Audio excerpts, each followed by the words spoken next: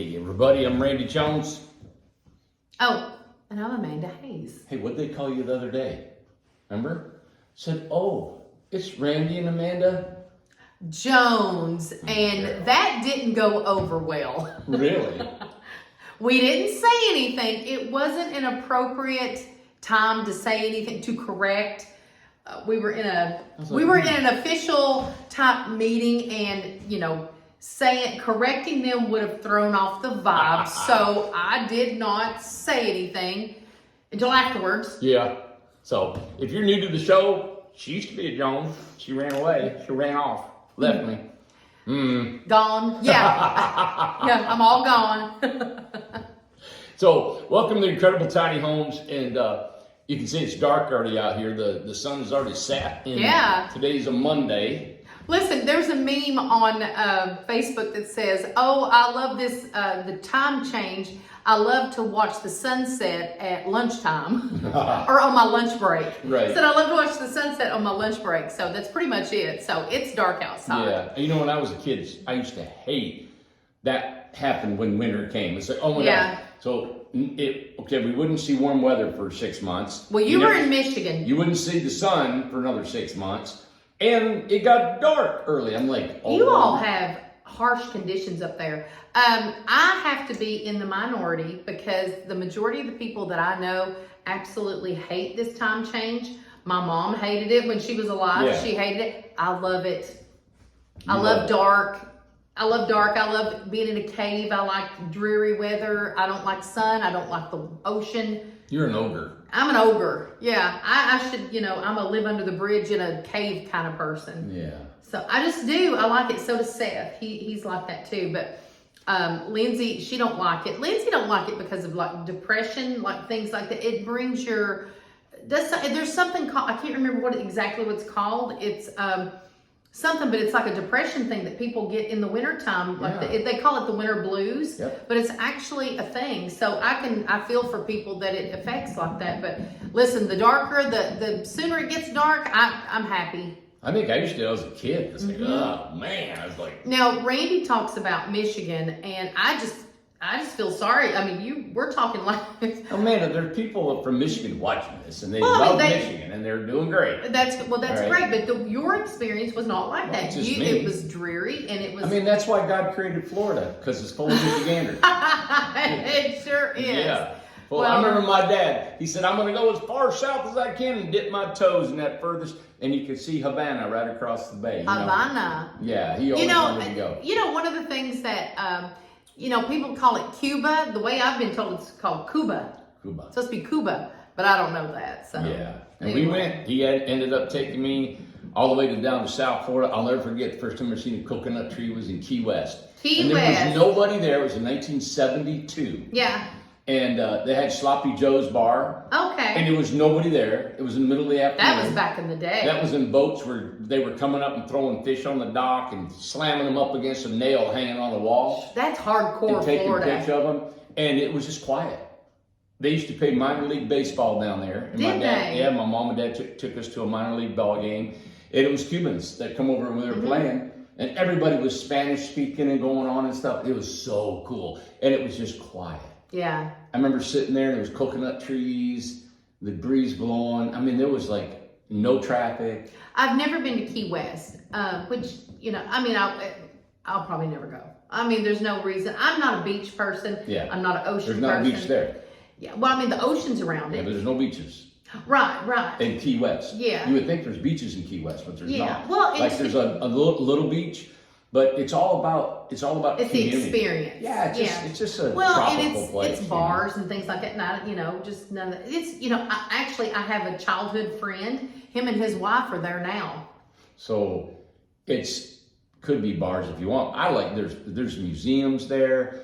There's the family that ended up finding the what is that Spanish boat that sunk, and they made a movie on it, and this family found all the treasure, billions of dollars they found. Seriously? Yeah, I don't know. I think it was about $1 billion. But he lost his son. Their boat sank in the night when they were fishing. Oh no! But it's that whole museum is there. You can stick your hand in and grab this big old bar of gold.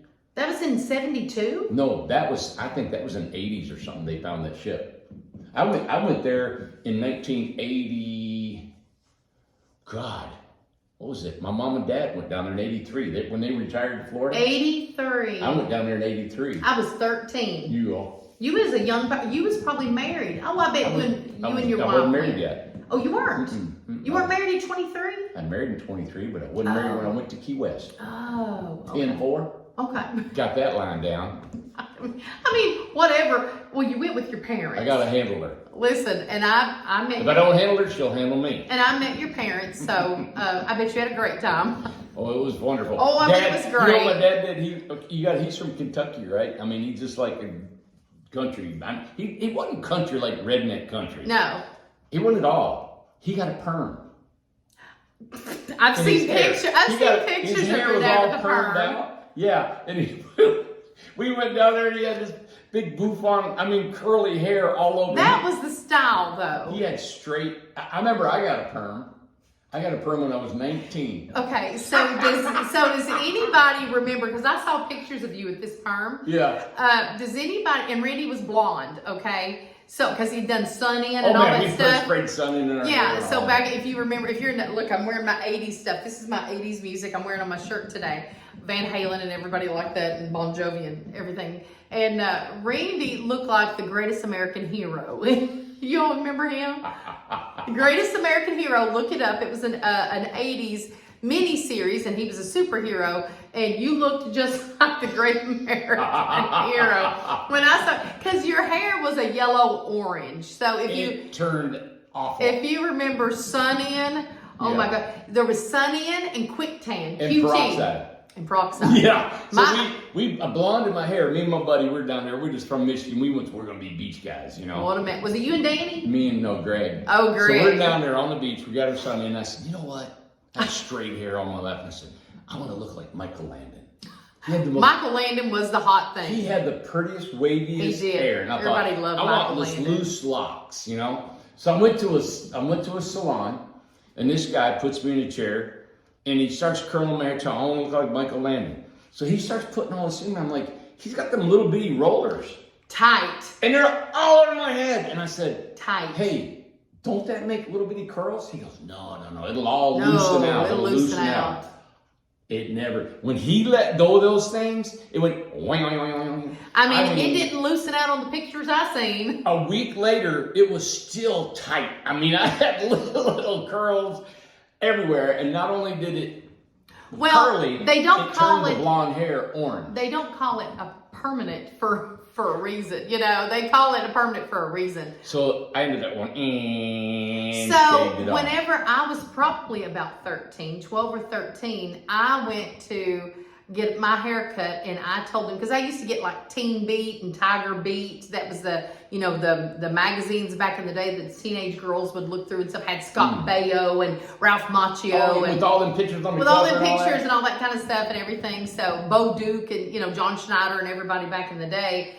Leif Garrett, all that stuff. That was my crowd and stuff. So I took a picture of Christy McNichol. If everybody remembers Christy McNichol back in the early 80s and stuff. And I took a picture and I got her hair cut. And it pretty much looked like it. It was feathered and cool. It was cool. And she was cute. She used to be a real pretty girl. So. Yeah. I think she's still alive. I think so. Christy McNichol. Yeah. So anyway, so that's our running down memory lane, I guess. Yeah. I think I can tie this into what we want to talk about this evening. Okay. And I remember, so I rose, my folks moved to Michigan from Cleveland, from West Virginia, worked in a steel mill and the factories like thousands of other people did who lived in the South and migrated north to get a job. A lot of people did that. Yeah. And our subdivision that we lived in Flat Rock, Michigan, I think was built in the 50s and 60s for that migration, of people. And I remember my mom and dad bought a house in Flat Rock, and it was $13,000. And it was affordable then. Yes. It wasn't a hardship for them. I never remember my dad ever saying, oh my God, it's like we would never ever be able to afford that. Yeah. I think the payments, we lived in there, they had it for 30 years and never paid it off, and it was $13,000. Never paid it off. Never paid it off. They went the full 30 years. The payments were $156 a month. Yeah. You know? I believe it. And so it was my home. I was raised in it. I was there about 19 years. Yeah. But it was affordable. Mm-hmm. And it was a street that was, you know, rows of streets. Probably not a bunch. Of It the was probably, same style Probably home. 6, 7 streets. Yeah. 6 streets are all about the same. Mm-hmm. Then they changed a little bit down the street. You know, we had probably, I don't know, maybe 1,500 homes. Yeah. Throughout there. Maybe That's a lot. Or 1,000 homes. Because Flat Rock only had probably 5,000 or 6,000 people in the whole town, you know, Mm-hmm. if that. But I remember you pull a car between the 2 houses, right? And if you stay on your driveway, you barely have enough to open your door or you'd hit your house. Mm-hmm. And on the other side, you'd open it and you had more room because the neighbor's house was there. Right. But if you open your door completely, you may have had 5 feet between the door and the house. Yes. So when I look back, there may have been, it was between 15 and 20 feet apart. Okay. The houses. Mm-hmm. And my dad loved it. He loved people's, what going on. Yes. He'd say, you hear about what's the name over across the street? You hear about the neighbor? He said, I was out there putting in the garage, Lord, they were carrying on, you know? Well, that's how I pictured, because I was always Yeah. from the country where I live right now. Yeah. I lived in the holler, and we did not have close neighbors. So Yeah. I'm not used to that. So when I thought of a city or a subdivision, I pictured your type of living. Yeah. Oh, and it was, I mean, you could go outside any time of the day or night, just about, and there's 20 of your friends out there playing. That's kind of fun. Oh, I mean, well, I was awesome. yeah, because Loved it. when we were in school, and then it was, you know, back in the day, it was from May, you got out in school and you didn't go back until Labor Day, till in September. Yeah. So you've got probably a good 4 months that you didn't go to school. We didn't see kids because we were in the holler. We only saw the ones that were. That's why you sit backward. Well, it is why I'm so backwards, exactly. So it was just me and Mill played together all summer long because we didn't have friends, and then we were poor on top of that, so we didn't get to go meet people at the pool Backwards and do and things like that. So what raised Amanda was the stories. Oh. The stories. So that was The Young and the Restless, As the World Turns, God. you know, Guiding Light, and The Bold and the Beautiful. So that's what I watched every day, and that's why, you know, I was so close to my mom and so close to my mama and stuff, because I had to be taken somewhere, and we didn't go to friends' house and stuff. But you got to stay close with your friends from school. Constantly. How fun. Did you all spend the night together? All the time. That's kind of cool. We always over somebody's house. We always camping out in the backyard, building tree forts, dugouts. See, we did that alone. I did that with my brother, you know, and, you know, I did that with Meal. Me and Meal, you know, she was down across the field and stuff. But that was it. That was just who I grew up with. We did everything, you know, I mean, nobody, like I told you before, there was no financial hierarchy there. Yeah. We were all of our dads and moms made about the same amount of money. Nobody, I don't know anybody. That's so wild. I don't know anybody had money. Yeah. We're all Ain't just that the same. Yeah. Everybody was the same. Huh. Well, that's very much like our grove out here. Well, and that's what I think about our community. how we've started our communities here and what we're doing, right?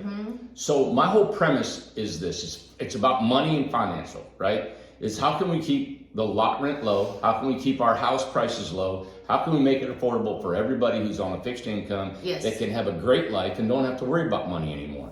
So we just increased our rent to $300 a month from $200. $200 has been there for the forest almost 5 years, right? Going on the 5th year, but we're gonna have to $300. And then in this cost of living thing throughout the ages now, that there could be a cost of living. So right now I see it, $300 a month, and I have no idea when it'll ever change, but I want it to keep it affordable. And we are the lowest in the entire area. There's nobody lower in cost than us. And that's fine. But the reason and how we're gonna make that work, and the only way it can stay that way, is for our residents to be participating in the community. They have to participate. They have to mow their grass. They have to weed eat. They have to help each other out when they can't do that. They have to clean each other's houses. You know, like the outsides, they've got to keep it pretty, and the flowers and It's the got to paint. stay painted. We got certain restrictions in the lease, and that's how it happens. And we're so proud with you saying all this of the Grove. They headed up a team to take care of their community. They did that on their own. We did not ask them to do that. Right. And we want, you know, we've got 4 communities on the 34 acres that has a full of 230 home sites. And so it's grouped because we couldn't do the whole community at the same time. So we got 4, and each community want to head off maybe a little group that oversees one. That's nothing that we're having charge with. That's all voluntary. Yeah. And if it was something that I had to organize, something that I have to pay somebody to do, to weed eat and mow and do all these things, we'd have to charge more for rent. Right. If you want a swimming pool, you want shuffleboard, you want a community center, you want all this stuff, it's more rent. You're gonna have to pay more to pay for that. Right. So what I'm doing is, over the years, I'm trying to implement all this as we go. You know, we don't have a community center here. It's taken an enormous amount of income to get this built. I mean, I just met with some financial guys, and they said, listen, from what you're charging for rent and what you've had to actually pay to create that, you're never going to get your money back. We don't want to be a part of this because you're not doing this financially correct. And they're like, you know, I said, well, I don't want to charge them more. I didn't start this to make money off of our rental. We did it so we could build homes. It's just now creating a new market. Like we said, we're restructuring everything at Incredible Tiny Homes. You know, our workers are being restructured into like our Amish. They're going to start building by the job and responsible for each job. And we just did 6 homes in just a couple weeks, and all the guys made $10 more an hour than they would have done by the hour. And 2, we started out that way. So, you know, we started in the backyard, you know, and all that. And that was just Randy for a long time. Then it was Tom. And then we went on, and Joseph and people like that, just a couple others. And then we went to Inca. Well, when we went over to Inca in Morristown, and we leased that building, that Chernobyl building over there, we were thankful for it at the time, you know, even though it rained inside. The guys did contract work. They were not employees and stuff, and they had their own houses. They hired their own people and stuff, and we came over here and did that. And that's whenever the Amish started too. So I had a folder that I kept on all of the teams who were contractors and stuff, and that's how it worked. And it worked great for the longest time. And then we got into the production, which turned into employees and stuff. So now everything's changed on us. Yeah. You know, the economy changed. You know, COVID happened. So many different things have changed, especially since COVID, which was 2020. Whenever it used to be to where a person, there would be, what outweighed, what I'm trying to say, I guess, is the individual sales outweighed the communities, right? The communities, it's changed. Right. It's 100% changed. So now the communities, because, you know, we shut down our sales office because the people that were coming in, it wasn't sales actually that was coming in. It was more of, you know, touring and seeing the product and things like that. And there's nothing wrong with that.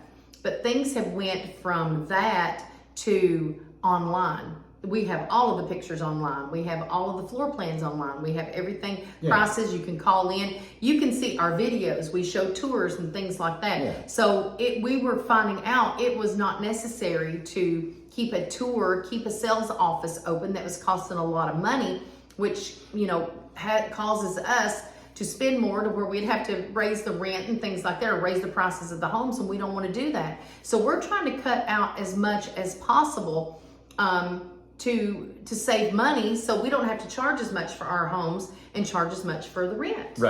Right. So we're always trying to look at how we can be more efficient. And that's what the communities are designed to do too. So when you live here, you don't come here to put your head in the sand, or you can stay in your home, that's fine, but you have to take care of your home. You have to take care of your little bitty lot, you know. And it's not much. Well, we got some lots that are only 25 by 40. Your house and car barely fit on it. And then we got, most of our lots are like 50 by 60, 3,000 square feet, where there's quite a bit larger than a regular RV park, you know. But you have to, you know, anyway, you have to do that. And our philosophy was to be able to have interaction with people to live there. And in the future, what I want to do is we want to be able to create like an Arbor Day or a Flower Day where we donate maybe X amount of money towards flowers. Every year we plant $1,000 worth of flowers and we do stuff like that Trees and shrubs. as we get rolling. And there's been people saying, well, hey, I've never come through with my promises. I've never said that. I never promised anything but a house and a place to put your house, and that's it. A lot to put your house. I have many goals and many wants, and this is a life going. This will always be changing. This community will constantly be changing as long as we're alive or I'm alive, and I love what I'm doing because I'm always going to be enhancing everything that we do. Well, for an example, with the grove, what you did with the trees there. Right. So that started, we put a crabapple tree at every house. And, my vision was that trees should grow up big in like a grove and you drive underneath the trees. That'd be really pretty. Yeah. And it may, we hope that it'll be a long time. Hopefully I can see it happen. But in the future, I want to add more to it. We're already talking about the grove is adding more fencing or more this and that. And there's a lot of things, but anyway, I just want to get to where we talk about our communities, and what we're doing is we've shuffled from, people. There was somebody that called up and said, oh, Randy's not selling homes to the general public anymore. No, right. I'm selling homes everybody. Everywhere. That's great. I'll sell you a home, always sell homes. What we're doing is we're focusing more on our communities and not focusing on our individual sales. People come here, and we love for you to come here and visit, but we can't afford to employ 2 and 3 people, golf carts and everything to show you around and do this, and it's really just for looks, and nobody ever buys we them, weren't getting the return that we were putting into it. So it's like it's not smart with your money. Yeah, we had like 10 to 15 people coming a day. Yeah, which is great. We loved it, but we were not making any money from it. No sales from it. And it's kind of cool that people want to come and see what we've done. We love it.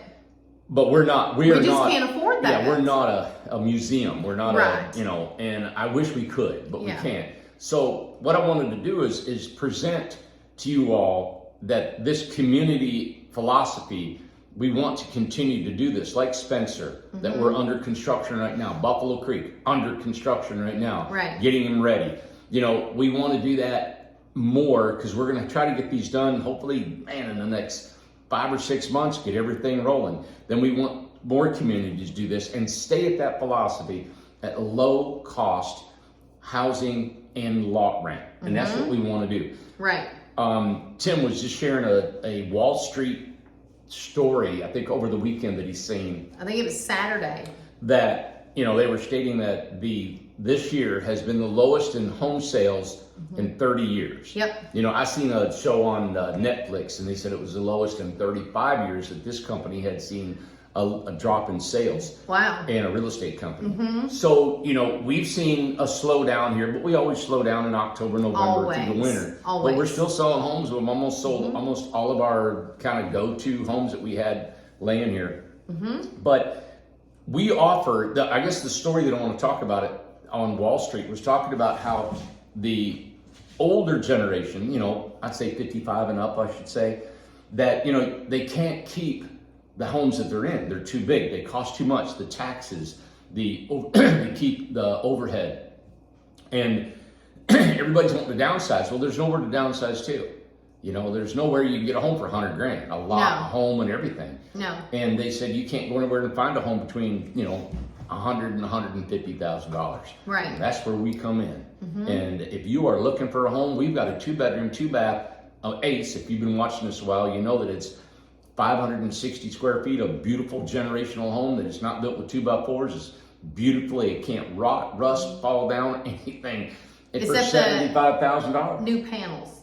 Brand new. New panels. We call them ESP panels. It's engineered steel panels. And, go on our library and you can look up the ACE, ACE, named after my dog. And I thought, let's call this the ACE series. Yeah. And you can go on our website, look at her at incredibletinyhomes.com. Look at her. And you can go up there and you can see the ACE series homes, and they're different. They start from 39 up to 75,000. Yeah. And it's amazing that we can offer that.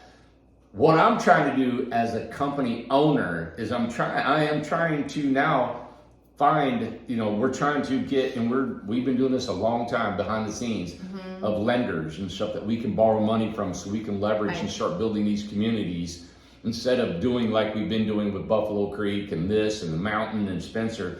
is self-funding. When you self-fund, it's so slow, it's so hard. You It never have enough is. money, so you're trying to sell homes to build the place. So everybody's money's going in a pot trying to make all this happen. And now we're trying to do projects. So we're going to try and the project will fund itself. It'll all have its own funding. Yes. Make it way easier. And it'll be faster, and we can get it done better. Not better, but it'll just be, and more of them at one time. It'll be, exactly. It'll be expedited. So I talked to our Amish guy tonight, Jake. Jake called me, and Jake said, "Hey," he goes, "We got one more." He said, "We only have one more model home to build." Okay. And he said, "I talked to my boys about coming up, and we, looked at the panel home to build for you guys." And my boys were asking me, said, "Dad, what do you think about it?" He said, he said, I think it's something we need to do. I think it's a new change." And he said his boys said to him, "Dad, we've been doing this almost 5 years for us." I know. And the boys said, they said, "We need to change. It's like, we're getting a little tired of doing these model homes." These boys are young too. They're beautiful, man. They're great. And he said, so we took on a couple pole barn jobs. Yeah. He said, "I've pole barn all my life." He said, "So I'm gonna let the boys." He said, "Boys, that's you. That's not me." So he let the boys go build pole barns because he got this one house to do. Sure. They're gonna be done. And then his wife, it's just so cool because they're Amish, right? And you would think they're different. And they sit down at dinner and talk, and she said, "Honey, maybe we ought to pack everybody up and let's go to Tennessee, get us a hotel and stay a couple days and work with Randy, and learn to do these panels and really get an idea of what it's like, and we'll see what we want to do." How smart of her. Isn't that cool? And he our cleaning crews here. just come in. Yeah, they just turned the lights on. And he said, and it's a relationship, right? They're married. He said, "Honey, it's right. You're right. It's a good idea." And so I think that's very wise. Yeah, so they're going to come here and do the panels. And we all have to call it pivoting, Yeah, you got to pivot. And that's what we're doing. And, if this doesn't work, these models, or this doesn't work, we got to redo and do this. And we've been doing that ever since we've been in business. 100%. And I'm really excited about them coming on. We built a barn for him. Yeah. And he has just almost paid it off here in 5 years. That right there is, and keep in mind, the Amish, they're subcontractors. We are not obligated to do anything. They're not obligated to do more than what we contract them to do. But if you want a relationship, it is such a smart thing. Randy has really reached out to them. It was not easy to get this going. It was very difficult. Probably for the first 2 years, it was really hard to get the materials, to get that lined up. We're dealing with another Lowe's in Kentucky that has to drop off materials. Whose house is it going to go to? Because there's multiple builders there. So how is all this going to be orchestrated? And you got it worked out, and you kept a relationship with these guys who can't just pick up the phone because they're Amish. They're not on the computer. They don't text. We're talking, it is very difficult, and you have to go under their Amish religious beliefs of how you do things. You can't video them. You can't video their houses and all this kind of different stuff. So to do that is a huge challenge. But to work with them, and I don't know how many barns that we had built for them, financed it for them, and they paid it back. We were not under any obligation. But it's just like in politics. If you want to get something done, you're going to have to work together. You've always said this. You said everybody needs to give a little bit. Everybody needs to hurt just a little bit. Like, it can't just be all one way. It can't be the one person wins and the other person loses. This is the best way. I think, so I admire that you did that with the Amish, and that's what we're doing with our guys, with our subcontractors. Yeah. So, and I think our subcontractors, if you talk to them, is not going to be hardcore. This is what it says, and that's what it's going to be. My gosh, life happens, and do you care about the people that work for you or work with you or not? Right. So I just think it's a great way to be. It may not be the always getting the right amount of money or whatever you're supposed to get, but it is the way to treat human beings. Well, what I look at is a relationship with somebody, and how we can make this for the long haul, for years and generations, to make this work. And building that barn for them, we made it to where they only had to pay for whatever percentage when they built the house. So it wasn't on like a mandatory payment. If they were Right. slow or whatever happened, they didn't have to make a payment. Right. So it took years to pay that off. But we took the hit because we wanted them and they were building houses for them. So we give and took a little Yeah. bit. So they were really good. It helped And us Jake, all. And Jake said to me tonight, he said, if somebody asked me about Randy Jones, and I think he gets asked this a lot. Yeah. And he said, how would you describe Randy Jones? What would you say about him? And it was really cool because tonight he said to me, he goes, I'm going to tell you what. He said, I've been building for him for almost 5 years. And he said, we don't have a contract. He said, we do it on the handshake. And he said, I'm a handshake guy and so is he. And he said, to this day, it is still a perfect relationship. He has stood behind everything he's ever said he would do. That's right. And he said, Right. Randy, he said, I ain't going nowhere. He said, I'm going to work for you as long as you give me work. Aw. He said, you built me this barn and I feel obligated to you. And he said, I'm still ready to go. I told my boys, you guys can head out there and build barns. He said, but I'm staying here building in my barn here. Yeah. You know, so this whole endeavor of building tiny homes, it's not just been tiny homes. It's been building relationships from all over America in this general area. And it's been quite an experience of, I had been run out of towns trying to start a community, and the city board has about run me out. They about run me out here in Cobb County, and it's just what it is. And I've had to learn to understand that you're not going to always have everybody agree with you. You're not always going to have somebody like your home. Right. They're not everybody's going to be satisfied, and you're not going to have everybody really on the same page as you. You'll bring a home that I see, and it's not been that bad because as many homes as we build, especially the ESP panel homes, there's a different look about them, right? All the metal fasteners, and when people get them, that's why when we video, I say, man, focus in on how how it's made, how it's built. Yeah. I don't want any question of thinking, oh, that's not what I ordered. And it really hasn't been that bad. It's not been a bad issue. We've had some, and I think YouTube and videos and pictures have really helped us. Being so transparent. So tonight, we just want to let you know that we still have homes, affordable homes that you can get that is under $100,000, that are big homes. And these $75,000 ACE homes, and this is our main source of marketing is YouTube. And we've tried to do TV marketing, we've tried to do cable TV marketing. It did not work. It didn't sell one house. Nothing. So thank you, YouTube, and our followers and our subscribers, because had not be for you, we wouldn't be a business. No, we would not be in business. I wish that we could be like, the old Johnny Carson show. Yeah. If you got on Johnny Carson, you made it. You're done. Yeah. There's nothing. There's no platform like that anymore. No, it's so competitive. We got into by absolute need of buying groceries and needing food. Well, how it came about to do the tiny homes and stuff like that, it came at a time that worked for us. I don't think we could do it now.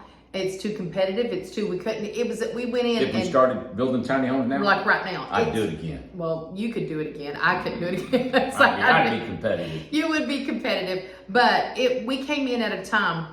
It's still a new industry. You guys follow us. You all are familiar with it. Mainstream is just now catching on. So we've been doing it since 2014. Really, that was The Hobbit was the first house that you built in the backyard. That was in 2014. Sold it in 2015, and then created the company in 2015. So it's been 11 years. Well, there's still nobody in the tiny home world doing a YouTube channel like we have. No, they're not doing. Nobody's doing. Well, they're not doing that, and they're absolutely not charging the prices we have charged since the beginning. Nobody. So we have a software that we're trying to get onto our website so you guys can kind of design your own home, right? It's basic, but it's kind of cool. I've been wanting to do this for 10 years, and we finally found a company out of New Zealand. And I may have mentioned this on a video. New Zealand? You've always wanted to go to New Zealand. He said to come on. No snakes. He said to come on. They're building tiny homes in New Zealand and Australia, and they know us over there. Do they? Yeah. But the thing is he was saying, Randy, do you realize he got on our website? He goes, do you know you're the cheapest in the world? In the world. Yeah, he goes all over. They're all over. They're in Europe. They're in New Zealand. Like I said, Australia. Tiny homes now is becoming worldwide. They're building them in Germany and other places. And he said, nobody in the world is building anything near what you're doing for your prices. Anywhere. Well, and we've said it before. You know why? We take less. Yep. We take less. That's all it is. Yep. You know, it's funny. And I'll bring this up, is that we were talking, he said back in the day, whenever you were building and stuff, if you made $30,000 on a house, building a whole big log house or a big house and all that stuff, that was major money. He said what contractors are doing now, you can charge whatever you want, but they're, making way more money. The profit is massive now. Yeah, because, I was reading an article when I was looking at the Wall Street Journal, and they said President Trump is trying to reduce the cost of housing. Yeah. And the way they're doing it is lowering taxes and lowering tariffs or lowering whatever they could do to lower the cost. And I said, well, where they need to look at is the profitability of these builders that are building. These guys are making $150,000 per home. Yeah, that's a lot. I could have built one home a year years ago, and that'd have been me for a year or two. Right. We don't do that here. No, we do not. My thing is volume. I want to build a lot of homes. We got assembly line. We got a lot of people. We got a lot of people need to keep working. There's a lot of people that need homes, right? So to me, that's just the path that I chose, and I think it's a long-term path instead of a quick fix and a quick greed. You make money. It's like all these big national builders that build 1,000 homes a year. How much money do you want? So they want it all. But so let me make a point on this too. One of the reasons why people end up choosing a home that they're in, because they have to. Now, I'm not saying they don't love the home or anything, but sometimes they have to get a home that is $300,000, $400,000, $500,000, $600,000 because they can get a loan for that. Yep. Tiny homes is so the banks will not give loans hardly on a tiny home. Very, very few. And so they're not getting to choose a more affordable home because it's not out there. Right. So the only homes that are out there are these high dollar homes, and they end up get a payment. So we have to have a 3-bedroom, honey. We have to have a 4-bedroom or whatever. And it is $500,000. We're talking, people have normal jobs working at a factory, working at McDonald's and stuff. How in the world are you making this payment? They're not. I'll tell you what they're doing. They're having to rent. And so it's turned the whole economy, the whole country into a renting country. And we've talked about that before. Stop renting and start owning. Yeah, and your big builders, any builders, even local builders, are not going to go down on a price. No. Just because they don't want to be expensive, because they want to give people homes. And this is, with this, and I know we're getting off track here, but as usual. When 08 hit, everything was inflated. I remember that. We went from lots that were 30,000, they were 200,000. Yeah. Everything was inflated, right? Yeah. Well, that's because if I was selling it, if I bought it for 30,000 and you're going to offer me 150, I'm like, yeah, I'll take it. My gosh. It's worth more than 60, but I'll give it to you for 150. It was way out that's of whack. What was going on. So we crashed. We did. And had a reset. What does people do? Same thing. Yep. Now if you buy a house for 150 3 years ago, you're going to sell it for 4. You're trying to do the same thing. We're eating ourselves. We're killing ourselves. We're not, somebody, they told me about money, and they said the Muslims and the Hispanics and another minority group, I shouldn't say minority, there's minority here, but another ethnic group, their money circulates within that group 15 to 17 times. Right? Wow. So they help each other. Yes. And they make sure that each other wins and uses that money to help the other one and the other one and the other one before it's gone. Right. And we don't do that as Americans. Americans do things in a way that is just, and I think we've talked about it on this channel before. We take, instead of like what we should do, or this is just my opinion of it, okay?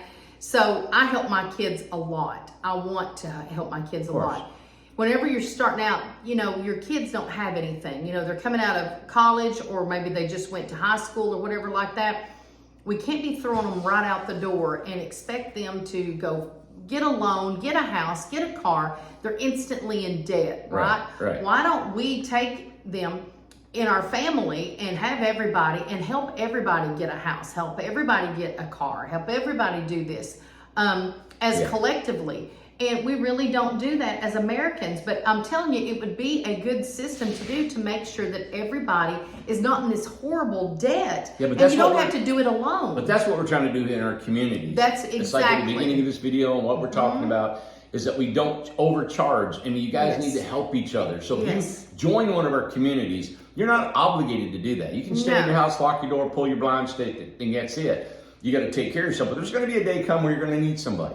You're going to need some help. There's going to come a day when you get the flu and you can't leave that house and you think you're going to die. And you need medicine. And you don't have nobody to care for you. That's right. You're going to be saying, I wish I had somebody to walk over here and just give me a drink of water. Or just to check on you, right? you know? So that's why you need to interact with humans. You need to interact with your neighbor and people, churches, organizations. Even though it may not be something you even really are desirable to do that, but you need to help each other, you know? Right. And I know, gosh, we talk about a million things on here, but my mind I'm thinking about all these things, you know, and I never talk about politics or religion, but just something that we all are familiar with, the 10 Commandments. And it was all summed up in, what was it, into 2. Love your neighbor as you love yourself. Yeah, do unto others as you'd have done unto you. So do you want to be chewed out? Do you want to be treated hateful?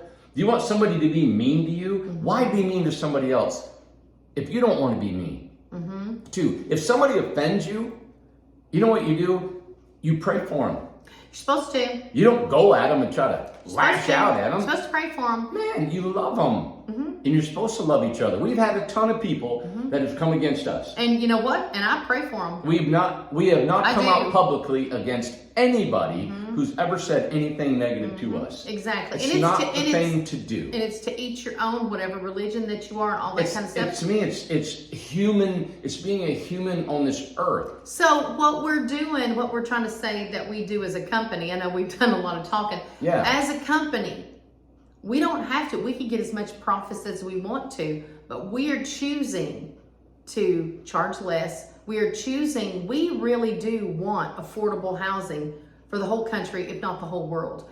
Whether we do it or whether somebody else does it. But if we do it, we are going to do it consciously. We're going to do it to where we want you to win. We want to win. We want you to win. We do not want people living out here in our community struggling to pay their lot payment, paying for their houses and stuff like that, and they can't afford medicine. Yeah. We're just not that type of people. We're not going to do that. To me, housing should not be an issue. Right. It shouldn't. It shouldn't be an issue for you. Right. If you're worried about your rent every month, your house payment every month, you're in it too deep. That's too stressful. To me, you should have a house, and it's like my folks never complain about a house payment. I know. Never. I never heard it growing up as a kid. How are we going to make the payment? Oh my God, it's so much money. The taxes, everything.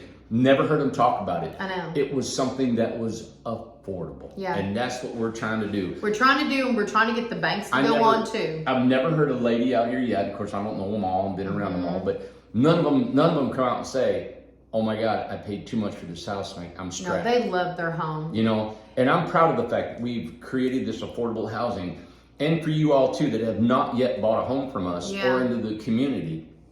We want to come to a town near you. Oh, we do. Come to a state. In the comments, get it all the time. Come to Texas, come to Utah, please come to New York, come everywhere. And one of the things too that we want to change the mindset of don't think you have to buy the Amanda or whatever it is. If you please, this is what we really need to go along with the affordable housing that we are trying to achieve here, is that start with where you're at. Okay? Start with the 16 foot. Yeah, that's what I'm in. Start with it. I'm still in it. You're still in it. And you may stay in it. Who knows? Yeah. But start with what you can afford. Yes. We have gotten away from, in the country, we're not trying to preach to everybody, but I'm going by my experience and stuff like that. Yep. we're getting a hold of things that we cannot afford. But that's why we have the add-a-box. Exactly. Or the double wide. You can add. There's you so can many get options. you can get a tiny home with us, and when you can afford it, add another one to it, and add another bedroom. That's right. Add another one, have a living room. Add another one, have another Or bedroom. sell as you it. make more money. Or sell it and get another home. You Get a got it. Birmingham. If that's your dream home, build up to it. But don't get what you can't afford. Right. We need to have a different mindset. Let's try to save ourselves. We don't buy a bunch of stuff that you don't need. Don't try to fill that need with that. Yep. One thing that we try to promote too with our communities, and they're doing it here, guys. And if anybody that watched the Incredible, this was the most resident participation that we've ever had, and I was so proud of everyone. So thank you to all of our residents in Tiny Town and at the mountain, Incredible Properties, Incredible Tiny Homes, the employees, the residents, everybody. Thank you so much for the volunteering, for making it special for Cocke County families, whoever else, what other counties visited. I'm so proud of you guys. We're going to have it bigger next year. We're going to have more fun next year. We had enough candy this year, but it was everybody's helping everybody. You wouldn't believe the posts that I seen. It was the most I'd ever seen. This was our 3rd annual. And they got on there and they said, it was so much fun. It was so much fun to see the families. It was so much fun to see the kids dressed up, to pass out candy, and these little kids, and in that tiny homes, the people who decorated their homes. And it was just, it was beautiful. It was, and we want this across the country. We want it to be affordable. To me, it wasn't Halloween. It was a community outreach party. Really? That's all it was to me. It was a lot of fun. Bouncing house and running around. It was just like, wow, I wish we could do this 3 or 4 times a year. So to bring this full circle, is it kind of like your neighborhood? Oh, yeah. So we started with talking about Randy's neighborhood and how it was set up whenever he was a little guy and stuff, and how he grew up. That's kind of like what these communities have turned into. Yeah, so. I grew up, and people may be from here. I've met a lot of people that are from near my hometown, Flat Rock, Michigan, and it was like Leave It to Beaver. When my dad and mom, my dad was from poor county, Kentucky. Yeah, your dad was poor. Barefoot poor. And when he got to Michigan and bought that house in 1958. I bet he thought he was a king. Oh my gosh. Had to be. He loved that house. He loved it. And he wasn't a carpenter. He bought it, didn't do a thing to it. He didn't, but I can see that. He was comfortable. He loved the home, and he knew that little bitty town was going to be a good place to raise his boys. Well, and he worked. And he worked every day. Worked every day, and he paid for what he was so grateful to have a job. Yeah. He never complained. Always just grateful because he was so poor growing up. He was grateful, but they complained. He had complaining parents. He was a negative. Whoa. Negative. But he never complained to me about housing. No. He loved his house, Yes. And that's what I mean. He never complained like this house was too big, it was too small, it was too nothing. It was home, and that's where, I swore when I was a kid, I had a carpenter grow across the street. He was across the street from me, and I played with all his kids, right? And it was dad. And his name was Jack Collins. And Jack Collins. Yeah, Jack's gone now, of course. And I think they had 5 or 7 kids. And their house... Their house was a place where everybody hung out, right? They never had grass in their front yard.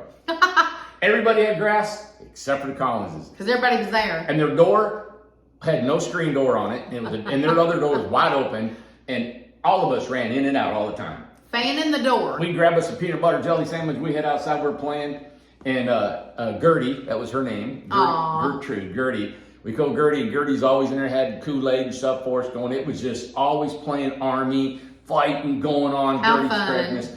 And he was a carpenter, but he was never home. I remember I got up early one summer, and I looked out and it was dark, and I remember seeing Jack leave. And I was like, oh my God, it's like 5 in the morning, he's leaving. And I never seen him come home at night. He worked all the time. He'd come home 8, 9, 10 o'clock at night, be in a car, and gone the next morning again. And he was only home on Sunday. Wow. So he worked all the time, worked 6 days a week. And I hardly ever seen him. And I remember seeing that, and I was just a young boy, and I remember looking and thinking, I don't want to do that. No, Jack Collins. Yeah, and he would go up north deer hunting in the fall, and and every summer he'd throw a camper on the back of his work truck, take all his tools out, put a camper on the back of his work truck. It's an old like '67 red Chevy and went pickup truck, camping. and he threw all 7 kids in there, 5 or 7 kids, and they went up north for a week. That's a lot of kids. And it was like they're all hanging outside the window screaming, hollering, and he's heading up north for a week. Which I could probably figure out you love that. I bet you would have loved to have went. I wanted to be right there in the mix of them. And they didn't have enough room, There's no room. But I never wanted to be a carpenter. Yeah. I mean, I actually said the words out of my mouth. I don't want to ever be a carpenter. I don't want to be a carpenter. I said I never. And now you are a carpenter. Yeah. Well, I didn't even start doing anything in carpentry until I was 29. That is true. Yeah. You were a teacher. Yeah. So, but how life changes, and to wrap all this whole thing up, that community feel that I had, Amanda coming up with the Halloween, it's about community and about how we've structured. What we're doing here is different than anybody. It's so different. It blows everybody away. It's different than anyone in the world. Now, and the reason I say that, because the guy's from New Zealand, he said nobody, and he has got builders global now, right? He said, you all, they're the only ones that we know of anywhere that are building communities for tiny homes. Now, there are people, entrepreneurs, that are trying to build communities because they like that residual income, right? Yes. But they're not creating the ones that have economical lot rent and amenities and bringing the people together to take care of themselves in the mind frame and the spirit behind it. Yeah. Mm-hmm. And Amanda has concerns about as the ladies get older. And how are they going to get help? And you don't need to go to a nursing home. No. And how can you stay here when we're all going to get older and we can't walk anymore? It's just going to happen unless we're taken out before that. And we're going to need to have some help. And it's like, you know what? I can still talk. I can still do some stuff. But I can't really do it on my own, and I don't want to leave my beautiful community. And that's something that I hope our communities can evolve into to where we can even help each other more. I agree. And the need it's coming, right? Yeah. And that's it. Listen, our communities is full of heart. It really is. I mean, that is just full of heart. It's who we are. It's how we want to be. It's how we want to treat our residents and stuff like that. And the people here want that too. So that's why they're so drawn to the communities. With saying that, that is where we are going, is the communities. And we only have a few left. We've not talked to Tim today. He had a big day because his daughter got married over the weekend. And he's having to answer a bunch of emails and stuff. But we've only got a few spots left at Spencer. Then that is going to be built out, that Spencer community. And to say that, we do have spots for a community in Spencer. So if you're interested and you want an ACE, you want something, we're also offering the 2 years free rent, down there with a certain size home, like an ACE or above, like $75,000 home or more, then we can afford to give you that 2 years free rent. Yep, that's right. So we just wanted to come on here and talk about the communities, with the direction we're going, the reason why we're doing that, and we're really excited to get the rest of them done in Spencer. And we're getting ready to have a big meeting tomorrow with our PR and with our promotion and stuff like that. And we are going to be going other places, hopefully, and we're going to be promoting communities. So that is a big deal. We're going to be getting all that going, started up tomorrow, kick-start it tomorrow. Yeah. And this is not easy, guys. It's not. We look at it and think, what are we doing? But we have to have a job too. We have to work. And work. Believe it or not, we do. This big building, it has to be working and creating homes to keep it. So don't ever look at us as like we have got these millions of dollars. It's just like when you come from nothing and you don't ever have anything, and it takes everything to create everything. It's just we got to keep moving. I know, keep moving. And we have a plan. Yeah, we love what we do. We love what we do, and listen, we are not against having money either, but we know that will come one day. We know that will come. It's just not the time for us to take in what we need to do now. Our focus, we literally think about it and worry about it all the time. Our residents, the affordable housing, how to get this going, keep it going, and that is our whole goal, 100%. So that's what our focus is on. So finishing out Spencer. We're going to be looking, Tim's going to be looking for more land in other places, other states, because we've been, you know, in Tennessee, and we do still have the land. We got to think about that land in Nevada, what we're going to do with that, and Kentucky. We already have that land and stuff. So it's the company's made a turn. So we've made a pivot, and it's not easy to pivot. It's not easy to change, but we know it's what we need to do. Yeah, I'm excited about it. I am too. I'm looking forward to it. It's another challenge for us. You know, the company. I was listening to a podcast. I told Amanda, I said, "Hey, you know, I'm trying to eat right. I'm trying to be healthy because I got a lot to do. I got a lot of responsibility. You can't die." And I'm like, okay. So he said, there's top 3 things you need to do your VO2. So I got a little bike called the assault bike, and it'll make you spit a lung out if you do it so hard. I swear. I do it every day. I'm not doing it. I do it every day for like 9 or 10 minutes. Horrible, but I'm trying to keep my cardiovascular going. So, okay, got that. And then I'm trying to, of course, eat right. You know, okay, got that. Number 1 thing? Sleep. And stress. And we have. And I'm slacking. We don't on both sleep, of those. and we stay stressed. And it's hard. And I'm like, God, I don't want to be stressed anymore. I know, but. And I know that's between our ears, just like the video I had before, right? The stress is between our ears, the thoughts between our ears. And I have had to learn so much to how to, I hate to say compartmentalize, but it is really putting it in a box and setting it aside and say, okay, this will be dealt with when it has to be dealt with, and worrying about so many things. It is hard what's not funny to worry about it. And I don't really think about this a lot, but for this company to have grown to the level that it's at, it's just us running it. It's just us. So there's no higher up to go to. Yeah. It's us. And I think about that, and I'm like, oh my God, like, believe me, it's like, it's gotten rough around here. I almost stressful. Like, you know, I told Amanda last week. Remember, I told you, I said, I remember when I was 5, and I could run home to Dad. And I said, Dad, help me, Dad. I'm in a jam, you know. Yeah. And I told her, I said, there's nobody for us to run to. No, there's not. You know, it's like, Dad's not there. We don't have anybody to bail us out. And that, you know, comes to our faith, whatever we want to believe in. Of course, that can help. Yeah. And trying to put all that to where it doesn't devastate you. Yeah.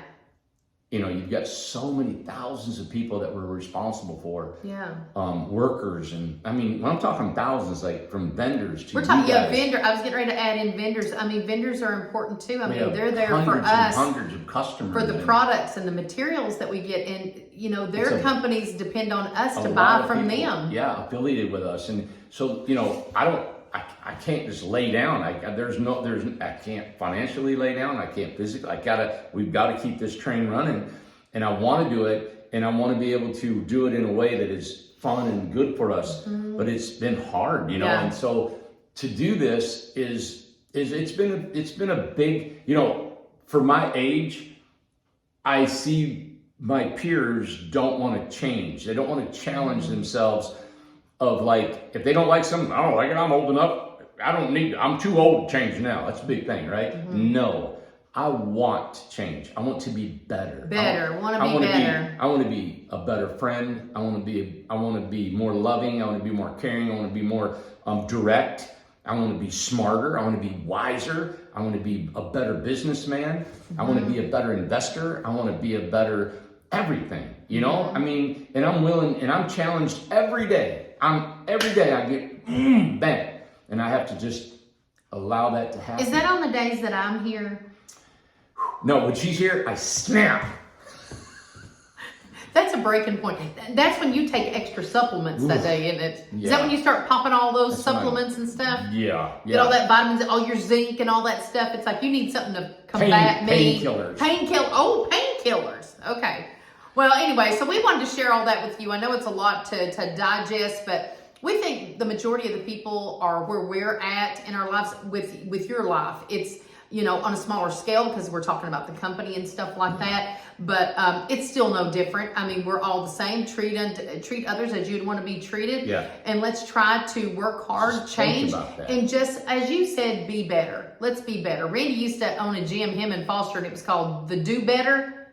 No. No, what was it called? Do right. Do right. So do right, you know? Do right. Do right. And when I think about that law, it says, the rule, it says, love others as you would want to be loved, or treat others as you want to be treated, Yes. right? Mm-hmm. Or do unto others as you would have do Done unto unto you. you. Golden rule. Even the worst human being in the world that has destroyed people, right? Yes. You know, third world, you know, rulers has killed Yes. people. If they could have, they would not want to be treated like they treated the people, right? Of course not. If they would have used that rule, and I think it covers every single incident ever. If you stop and And think, you won't do it. you won't do it. It's like if you implement that rule before you say something, before you just, if you can catch Before you yourself, lash out. it's so hard Yeah. because I've done it. You know, I've hot-headed over the years and stuff. I've calmed down a lot. But if you could just stop and say, okay, let me think. Let me just think what I want that done to me. Yeah. Just think for that second and just try it. You know, but I hear somebody's talking to me right now, and I hear them, and they're saying, you know what they're saying? Yeah, but if I see something wrong, I need to address it because they're wrong and they need to be told right. No, that's not how it works. You may be watching, I watch people on TV and I know they're lying, I know they're not doing what they're wanting to do. You know what I do? I don't call them, I don't text them, I don't write them, I don't go to the congressman, I don't say that they're lying and cheating and going on. You don't do that. There's ways of handling people. There is. You know, in the way I feel about life and in how I'm doing it, there's a way of doing it in a way that whatever that person's doing, they're still a human being. They still need to be loved. They need to, even though there's correction and there's a way of handling it that they need to be whatever, there's a way of doing it. Yeah, exactly. And, just take it that moment. It affects you. So if you act out in a way, it's going to affect your energy, who you are as a person. Whenever you act out of love, not anything but love, you're going to get a negative response from that. Yeah. And it's going to affect your life. It's going to affect your health. It's going to affect your mojo. It's going to affect your relationships with everybody around you. And if you don't have positive and caring that rule, it's going to affect everything. It is. And I think that's probably why, you know, you and I tried to do this, and we're not perfect. We mess up too. But I think that's why we've been able to endure 11 years of this business. Yeah. That, you know, people have said to me, it's wrong that we've divorced.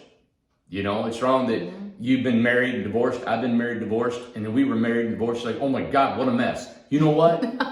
Yep, it's a mess. It's a mess. But you tell me, who do you know that two people that were madly in love and still care about each other, but cannot be married or not married, but still care about each other and run a business together?